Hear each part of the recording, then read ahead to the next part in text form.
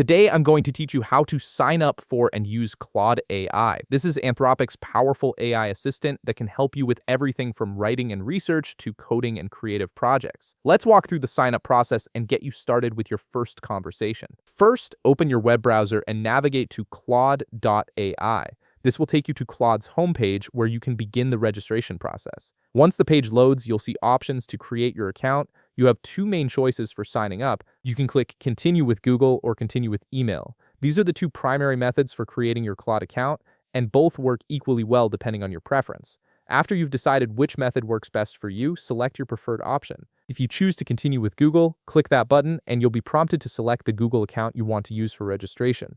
Choose the account you'd like to associate with Claude, then click on it to proceed. Once you've selected your Google account, click Continue to move forward with the registration process. This will finalize your account setup and grant you access to Claude's interface. The system may take a moment to process your information and set up your account, so give it a few seconds to complete. Now you're ready to start using Claude.